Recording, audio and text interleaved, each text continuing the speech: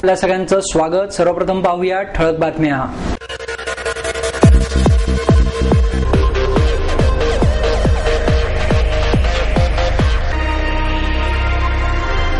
देशातील पहिल्या पुणे महानगरपालिकेच्या राजीव गांधी ई लर्निंग स्कूलचे उद्घाटन संपन्न।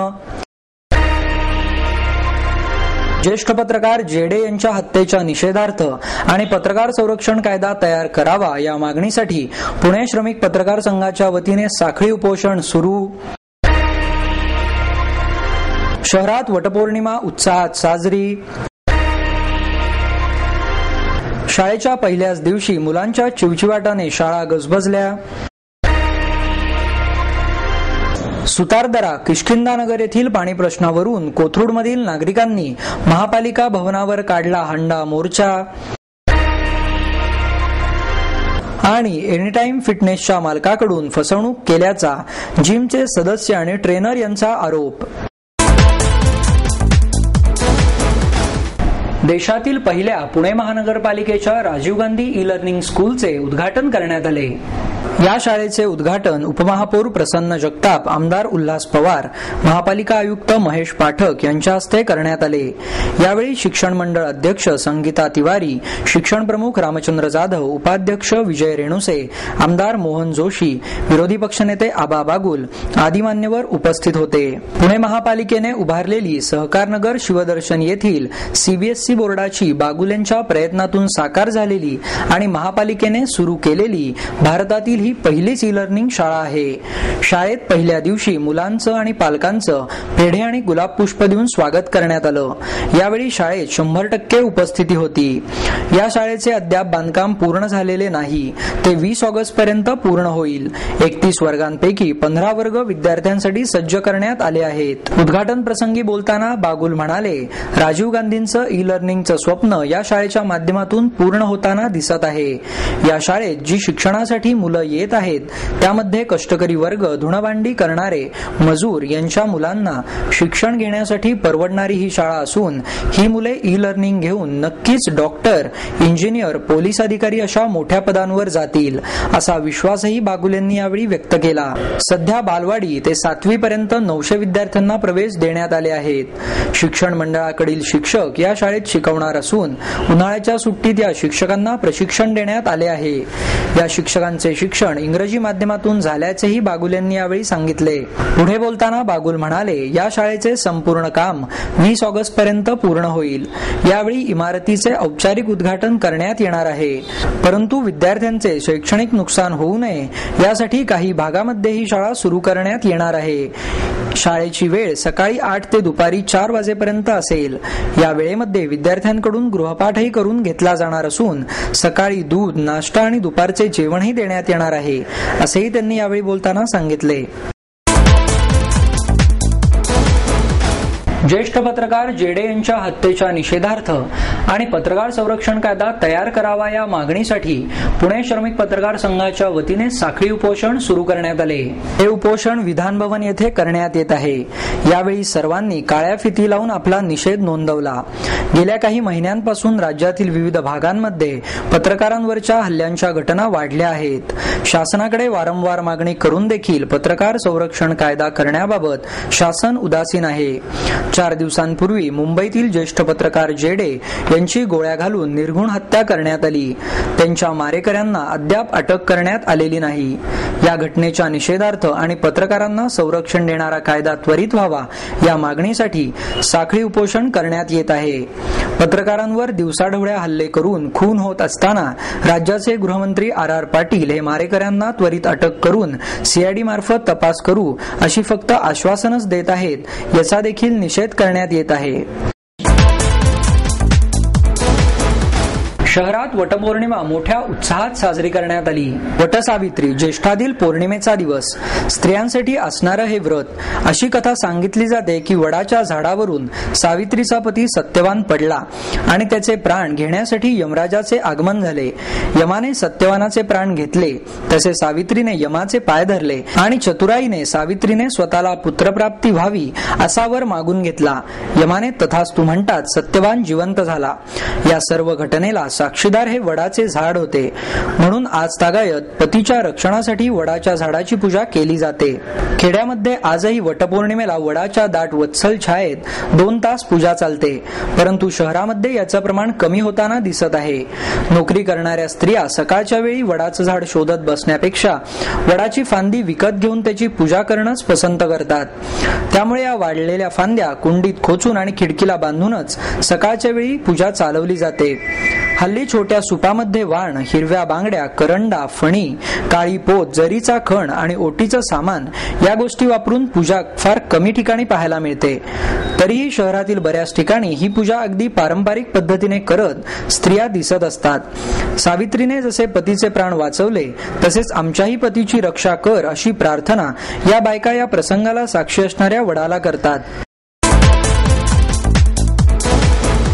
शाळेच्या पहिल्याच दिवशी मुलांच्या चिवचिवाटाने शाळा गजबजल्या.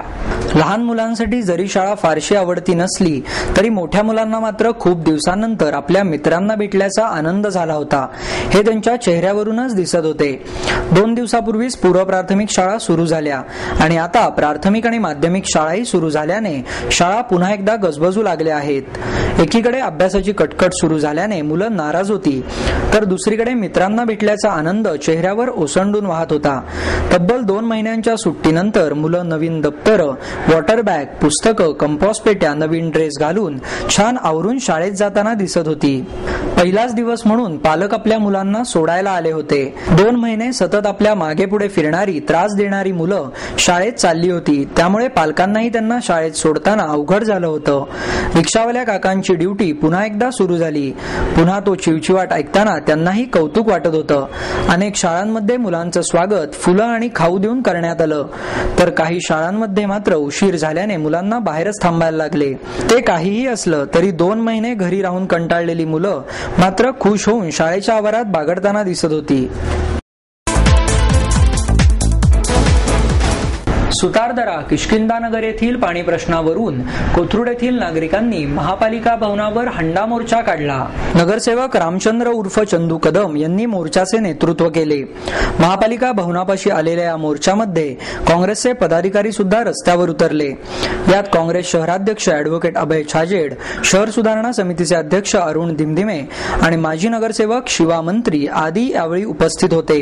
गेल्या 4.5 वर्षात तब्बल 7 वेळा प्रशासनाला निवेदन देऊनही सुतारदऱ्यातील पाणी प्रश्न सुटला नाही, असे कदम यांनी यावेळी सांगितले.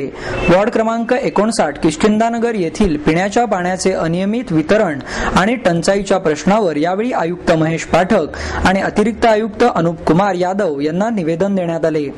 या मोर्चात जवळपास हजारोंच्या संख्येने नागरिक सहभागी झाले. यात महिलांनी हंडे घेऊन आपला निषेध नोंदवला. तसेच हा मोर्चा किष्किंधानगर येथून कर्वे रोड मार्गे मनपावर नेण्यात आला.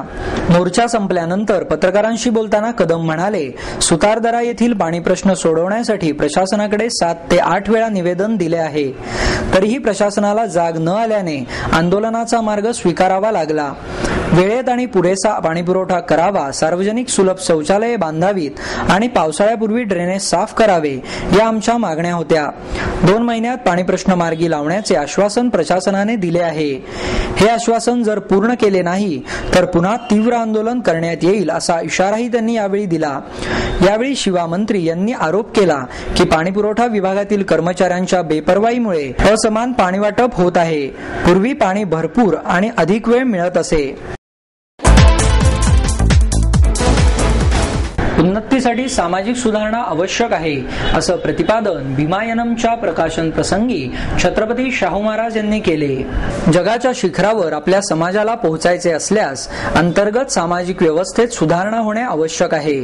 बाबासाहेबांनी पाहिलेली स्वप्ने अजून पुरी झालेली नाहीत. त्यांचा मानवतावादी विचार समाजाच्या स्तरापर्यंत पोहोचण्याची आता गरज आहे, असे मत छत्रपती शाहू महाराज यांनी व्यक्त केले.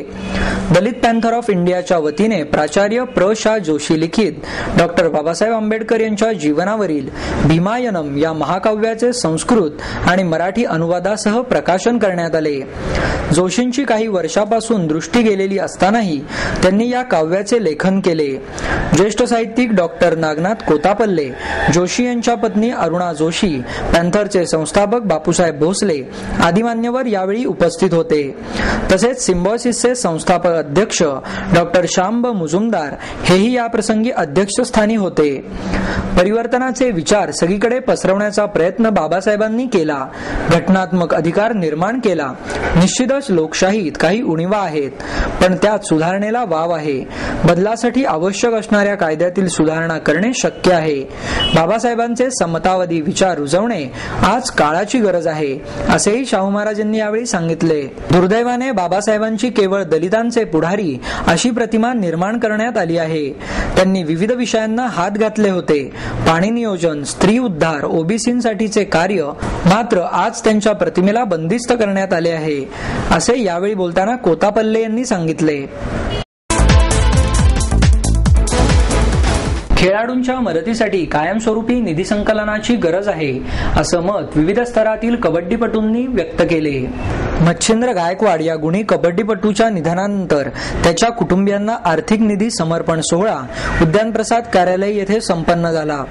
यावेळी कबड्डीपटू आणि अर्जुन पुरस्कार विजेते शांताराम जाधव, महाराष्ट्र ऑलिम्पिक संघटनेचे महासचिव बाळासाहेब लांडगे, अर्जुन पुरस्कार विजेते काका पवार, महाराष्ट्र काँग्रेसचे सरचिटणीस सचिन साठे, शिवछत्रपती पुरस्कार विजेते अशोक कोंढरे आदी मान्यवर उपस्थित होते. मच्छिंद्र गायकवाड यांचा मुलगा आणि त्यांच्या आई यांना हा निधी समारंभपूर्वक प्रदान करण्यात आला. यावेळी मच्छिंद्र गायकवाड यांच्या जवळच्या सहकाऱ्यांनी त्यांच्या आठवणींना उजाळा दिला.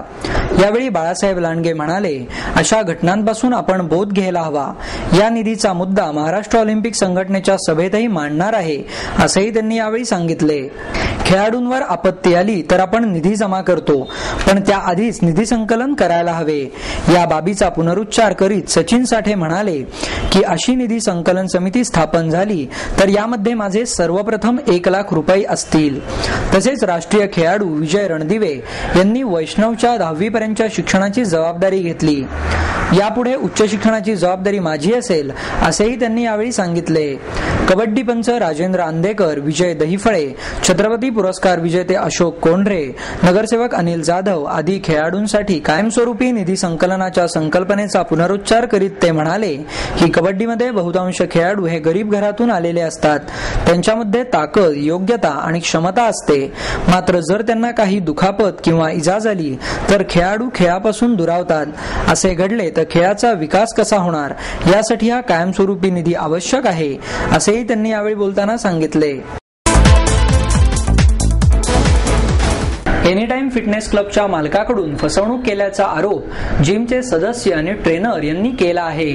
मोठा गाजावाजा करून कल्याणीनगर येथे सुरू करण्यात आलेल्या एनीटाइम फिटनेस जिमच्या 1300 सदस्यांकडून 10 वर्षांचे प्रत्येकी 8,500 रुपये घेऊन मालकाने कोणतीही सूचना न देता जिम बंद केले आहे.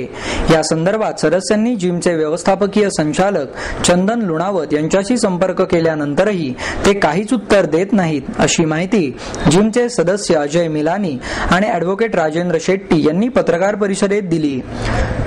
यावेळी बोलताना ॲडव्होकेट शेट्टी म्हणाले, मुंबई, नागपूर, चंदीगड, लुधियाना, अमृतसर, जालिंदर, हैदराबाद, दिल्ली येथेही ही जिम सुरू होती, पण नागपूर वगळता इतर ठिकाणी ही जिम बंद पडली आहे किंवा पडण्याच्या अवस्थेत आहे. 23 मार्च 2010 रोजी अभिनेता सुनील शेट्टीच्या हस्ते जिमचे उद्घाटन करण्यात आले. वर्षभर चालल्यानंतर 27 एप्रिल पासून ही जिम अचानकपणे बंद केली. या फसवणुकीची तक्रार देण्यासाठी सर्व सदस्य आणि कामगार येरवडा पोलीस ठाण्यात गेले असताना तेथील पोलीस अधिकाऱ्यांनी तक्रार नोंदवून घेण्यास नकार दिला, असेही त्यांनी यावेळी सांगितले.